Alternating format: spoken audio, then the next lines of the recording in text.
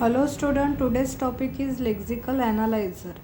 लास्टमध्ये आपण programming language बघितले होते काय आहे ते, आणि त्याच्या आधी आपण लेक्झिकल ॲनालायझरसुद्धा बघितलं होतं बट शॉर्टमध्ये. आता आपण त्याचं डिस्क्रिप्शन बघणार आहे. लेक्झिकल ॲनालायझर काय आहे. फर्स्ट लेक्झिकल ॲनालायझर काय आहे ते बघू. It is the first phase of a compiler is known as a scanner. कंपायलरची पहिली फेज आहे लेक्झिकल ॲनालायझर, जी की स्कॅन करून ठेवते पूर्ण प्रोग्राम, होल प्रोग्राम. जो कोणत्या कोडिंगमध्ये तुम्ही प्रोग्राम लिहिता तो प्रोग्राम काय करते, तो स्कॅन करून ठेवते. Lexical analyzer will divide the program into some meaningful string which are known as a token. तो काय करते, पूर्ण लेक्झिकल ॲनालायझर पूर्ण प्रोग्रामला ग्रुपिंगमध्ये डिव्हाइड करून ठेवते आणि त्याला एक प्रकारची स्ट्रिंग अवेलेबल करते. त्याला टोकन म्हटले जाते. ओके, त्याचे रोल काय आहे ते बघू. रीड इनपुट कॅरेक्टर, म्हणजे त्याच्यामध्ये जे आपण इनिशियलाइज करतो कॅरेक्टर, इनपुटचे कॅरेक्टर्स राहते ते काय करून ठेवते, तो रीड करून ठेवते. Okay, to group them into a lexemes. पूर्ण होल प्रोग्रामला काय करते, तो ग्रुपिंगमध्ये डिव्हाइड करून ठेवते. ओके, आणि त्यालाच काय म्हटलं जाते, लेक्झिमाइज. त्यालाच काय म्हटलं जाते, lexemes. Okay, produce as a output a sequence of token. आणि त्या होल प्रोग्रामचं तो काय करून ठेवते, अझम्पशन करून ठेवते की याचं एक्झॅक्ट आउटपुट काय यायला पाहिजे. जे आपण टोकनमध्ये म्हणजे ग्रुपिंगमध्ये जे काही आपण प्रोग्राम ग्रुप केले आहे, प्रोग्रामचे ग्रुप्स पाडले आहे, त्याला टोकन वाईज डिव्हाइड केले आहे, त्याला काय करून ठेवते, तो त्याचा आउटपुट सिक्वेन्स वाईज काढून ठेवते. एक्झॅक्ट या ग्रुपचा आउटपुट काय आला पाहिजे, दुसऱ्या ग्रुपचा आउटपुट काय आला पाहिजे हे.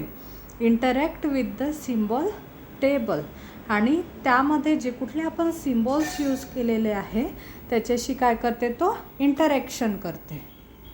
देन त्यानंतर आहे ॲप्रोच टू लेक्झिकल ॲनालायझर.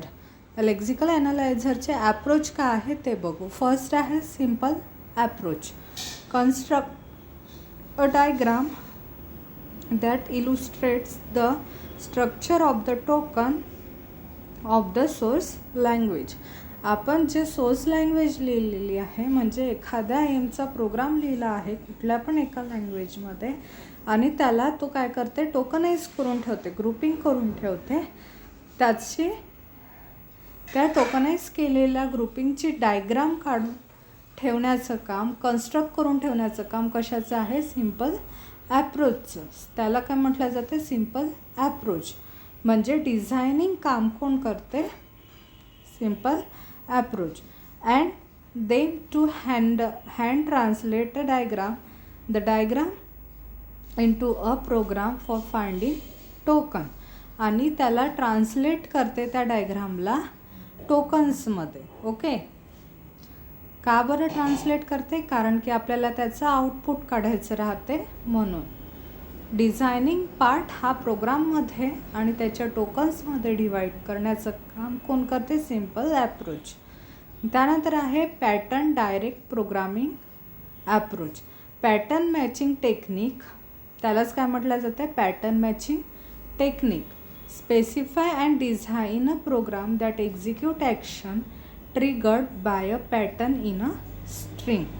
म्हणजे designing and specification of execution, म्हणजे पूर्ण होल प्रोग्रामचं स्कॅनिंग झाल्यावर जे एक्झिक्युशन आला पाहिजे त्याचं ट्रिगर, त्याचं आउटपुट काढून ठेवते कोण, pattern direct programming. Introduce a pattern action language called Lex. For specifying lexical analyzer, pattern are specified by a regular expression. Lexical ॲनालायझरचं स्पेसिफिकेशन कोण करते, रेग्युलर एक्सप्रेशन, जे कुठले आपण एक्सप्रेशन्समध्ये यूज करणार आहे ते. अ compiler for a Lex can generate an efficient finite automation recognizer for the regular expression. Then आहे derivation and phrase tree. Derivation काय आहे आणि फ्रेज ट्री काय ते बघणार आहे. In this article, we will study the concept and use of a phrase tree in a compiler design.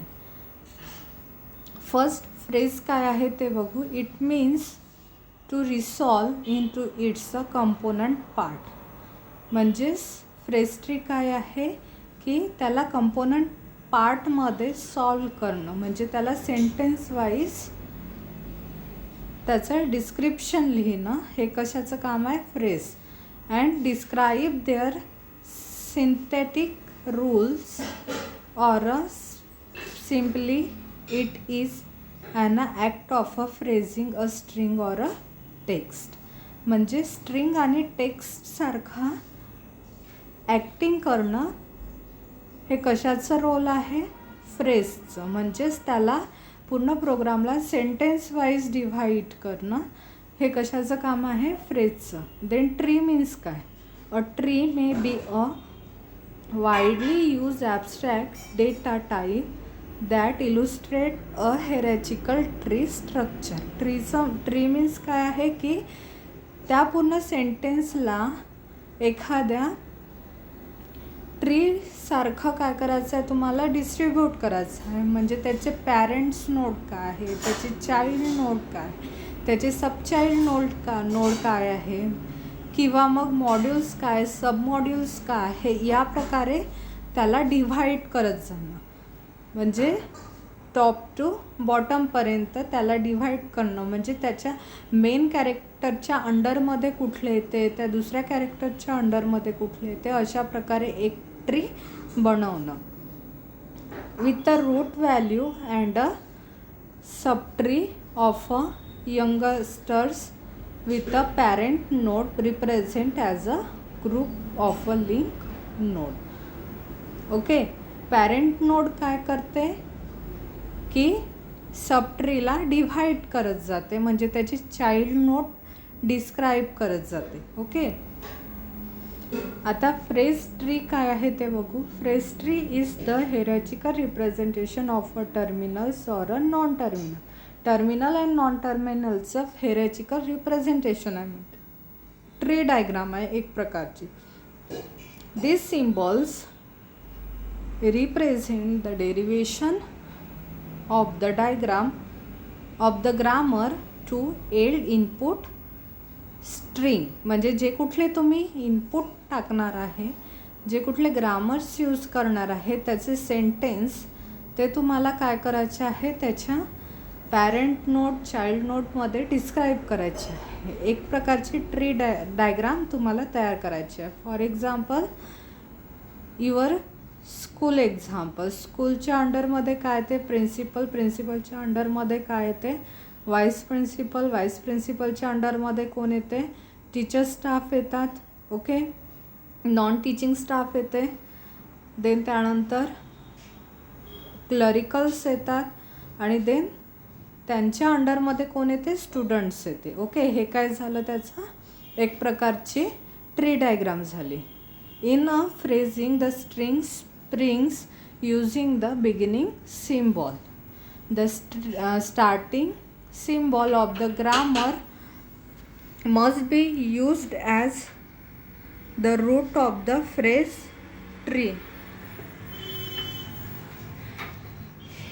Starting symbol ग्रामरचं काय आहे, phrase tree आहे. Leaves of a phrase tree represent terminals. त्याचे leaves म्हणजे त्याचे पॅरेंट्स नोडच्या अंडरचे child node represent काय करते की त्याचे टर्मिनल्स कुठले कुठले आहे ते, म्हणजे कुठून डायग्राम कुठे चालली ते. Each interior node represent a production of a grammar. Rule to draw a phrase tree.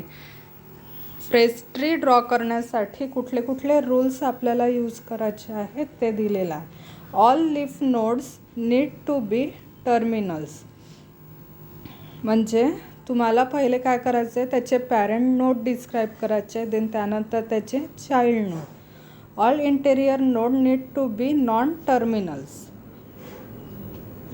In order travel gives a original input string, जे कुठले ओरिजिनल इनपुट स्ट्रिंग्स यूज करत आहे त्याला काय करायचं आहे, तुम्हाला डिस्क्राईब करायचं आहे त्याच्या ट्रीनुसार.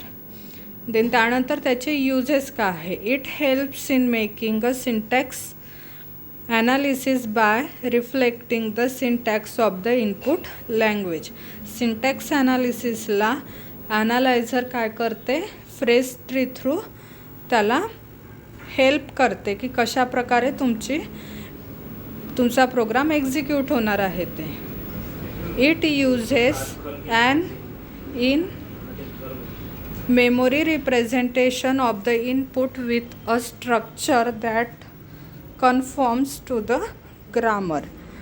देन त्याच्यानंतर त्याचे मेमोरी रिप्रेझेंटेशन करते त्याच्या input स्ट्रक्चरनुसार.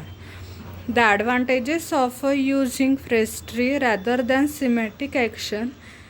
You will make multiple passes over the info without having to rephrase the input. त्याचे सिमॅटिक ॲक्शन जसे आहे त्याच्यानुसार त्याला काय करते, मल्टिपल करत जाते. ओके, म्हणजे त्याचे पॅरेंट नोड, देन त्यानंतर त्याचे चाइल्ड नोड, देन त्यानंतर त्याचे सबचाइल्ड नोड काय आहे तो काय करते, डिस्क्राईब करते त्याला. हे त्याचं यूज झालं. देन त्यानंतर सिमॅटिक ॲनालिसिसला तो हेल्प करते की कशा प्रकारे याची डिझायनिंग राहील, कशा प्रकारे हा प्रोग्राम तुमचा एक्झिक्यूट होईल, हे सर्व. Okay, thank you students.